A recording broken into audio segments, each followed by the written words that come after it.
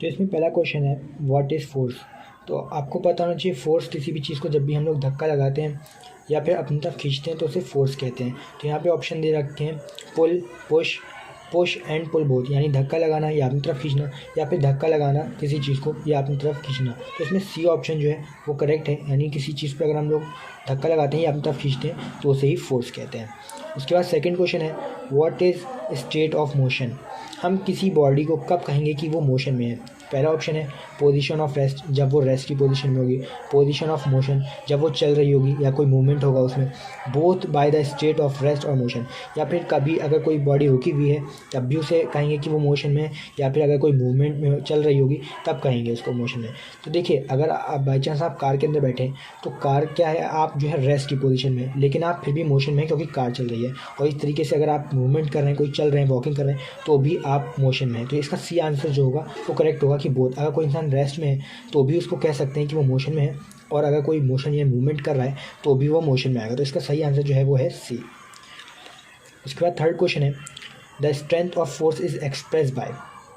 हम लोग फोर्स की जो स्ट्रेंथ है उसको किस चीज़ से मेज़र करते हैं। तो है ए वेट, बी मास, सी मैग्नीट्यूड। तो इसका सही आंसर जो है वो है सी मैग्नीट्यूड। क्वेश्चन कह रहा है the force between two charge bodies is called. जब भी दो चार्ज बॉडी होंगी और उनके बीच में जो फोर्स लगेगा उसे क्या कहेंगे। तो यहाँ पे है muscular force, gravitational force, magnetic force या फिर इलेक्ट्रोस्टैटिक फोर्स। तो इसमें आपको याद करना है कि इसे कहेंगे इलेक्ट्रोस्टैटिक फोर्स, यानी जब भी दो चार्ज बॉडीज़ के बीच में जो फोर्स लगता है उसे इलेक्ट्रोस्टैटिक फोर्स कहते हैं। उसके बाद 5 क्वेश्चन है when two forces act in opposite direction. जब दो बॉडीज़ जो है वो अपोजिट डायरेक्शन में फोर्स लगाएंगी तो क्या होगा उनका। तो नेट फोर्स जो आएगा वो कैसे काम करेगा। जब वो जो है सम ऑफ टू फैक्टर्स, यानी इन दोनों के जो भी वो फोर्स लगा रहे होंगे उनका सम होगा, या फिर डिफरेंट होगा यानी उनका माइनस होगा, डिफरेंस होगा। तो इसमें जो करेक्ट ऑप्शन है वो है बी, यानी जब भी दो बॉडीज अपोजिट डायरेक्शन में जो है फोर्स लगाएंगी तो उनका जो डिफरेंस होगा, यानी उनके जो फोर्स का डिफरेंस होगा वही आंसर होगा। तो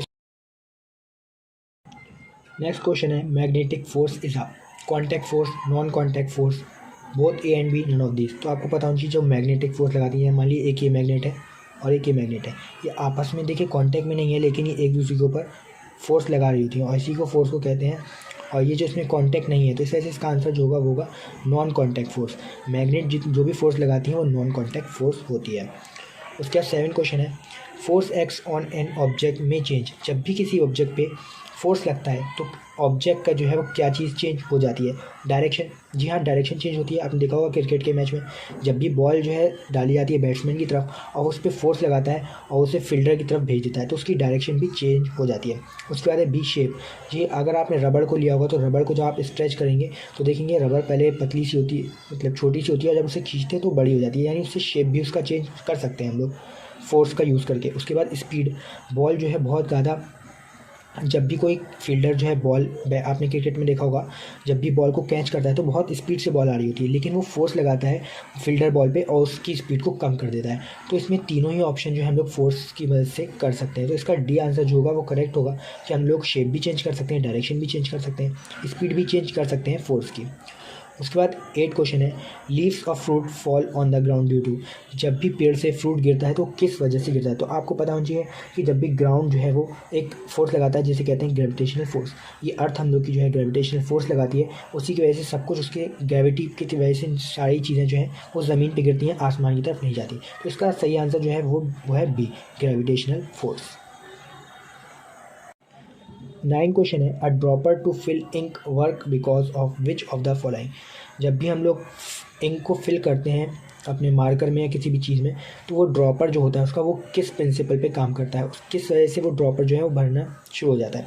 तो इसका सही आंसर जो है वो एयर प्रेशर, उसके अंदर एयर प्रेशर बनती है जिसकी वजह से वो काम करता है।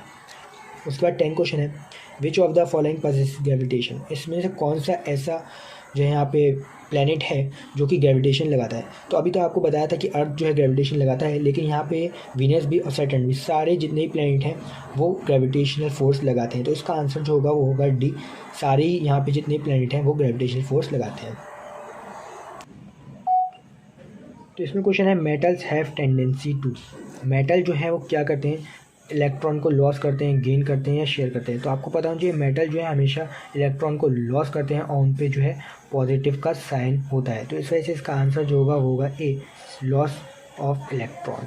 इसी वजह से उन पर पॉजिटिव चार्ज चढ़ता है। उसके बाद नेक्स्ट क्वेश्चन है substance having character of metals and non metals. वो सब्सटेंस जिसके अंदर खासियत होती है मेटल की और नॉन मेटल की, तो उसे क्या कहते हैं? तो इसका सही आंसर है मेटलॉइड्स।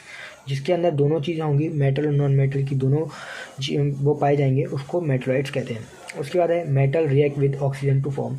जब भी मेटल ऑक्सीजन के साथ रिएक्ट करते हैं तो क्या बनाते हैं? तो इसमें आपको ये पता है कि मेटल ऑक्साइड बनाते हैं। जैसे कि मैग्नीशियम जो है एक मेटल है, वो जब भी ऑक्सीजन के साथ जुड़ेगा तो MgO यानी मेटल ऑक्साइड बनाएगा। उसके बाद 16 है non metal oxide nature is. Non metal oxide का जो नेचर होता है वो कैसा होता है? तो इसका सही आंसर जो है वो है बी, एसिडिक होता है उनका नेचर। तो ये आपको याद रखना है। उसके बाद नेक्स्ट क्वेश्चन है सल्फर प्लस ऑक्सीजन। तो यहाँ पे ये रिएक्शन दे रखी है, सल्फर ऑक्सीजन के साथ रिएक्ट किया है और बनाया है इसने सल्फर डाइऑक्साइड। तो ये पूछा है कि कौन सी रिएक्शन है, मेटल एंड ऑक्सीजन की रिएक्शन है या नॉन मेटल एंड ऑक्सीजन की रिएक्शन है या बोथ ए एंड बी। तो इसमें ये देखिए सल्फर जो होता है वो नॉन मेटल है और यहाँ पे ये ऑक्सीजन है, तो इसके साथ जो आपकी रिएक्शन होगी वो होगी बी, यानी नॉन मेटल और ऑक्सीजन के साथ रिएक्शन। इसमें पूछा है which of the following conduct electricity. कौन सी ऐसे जो है इसमें मेटल या नॉन मेटल है जो कि इलेक्ट्रिसिटी को पास कर देगा? देखिए सारी नॉन मेटल हैं, लेकिन एक नॉन मेटल ऐसा है जो कि इलेक्ट्रिसिटी को पास करता है। बाकी सारे नॉन मेटल, कोई भी नॉन मेटल ऐसा नहीं है जो इलेक्ट्रिसिटी को पास करता है। लेकिन ग्रेफाइट एक ऐसा मेटल है, नॉन मेटल है, जो अपने अंदर से इलेक्ट्रिसिटी को पास कर देता है। उसके बाद 19 क्वेश्चन है non metals are non lustrous except. जितने भी नॉन मेटल्स होते हैं वो शाइन नहीं करते, लेकिन एक ऐसा नॉन मेटल है जो कि शाइन करता है। तो वो कौन सा है? इसका सही आंसर जो है वो है बी, आयोडीन। आयोडीन ऐसा नॉन मेटल है जो कि लस्ट्रस है। उसके बाद नेक्स्ट क्वेश्चन है the charge a metal gets with the loss of electron. जब भी कोई मेटल इलेक्ट्रॉन को लॉस करता है तो उस पर किस तरह का चार्ज आता है? तो इसका सही आंसर है पॉजिटिव। जब भी कोई मेटल जो है अपने अंदर से इलेक्ट्रॉन को लूज़ करेगा तो उस पर पॉजिटिव आएगा, और जब भी कोई नॉन मेटल अपने ऊपर इलेक्ट्रॉन का लेगा तो उसके में नेगेटिव का साइन आएगा।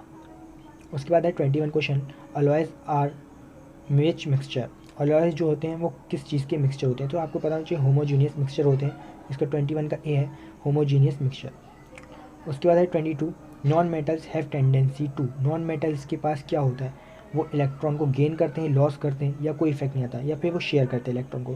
तो अभी बताया था मेटल जो है वो इलेक्ट्रॉन को लॉस करते हैं और नॉन मेटल जो है वो इलेक्ट्रॉन को गेन करते हैं। तो इसका सही आंसर जो है वो है ए, गेन ऑफ इलेक्ट्रॉन।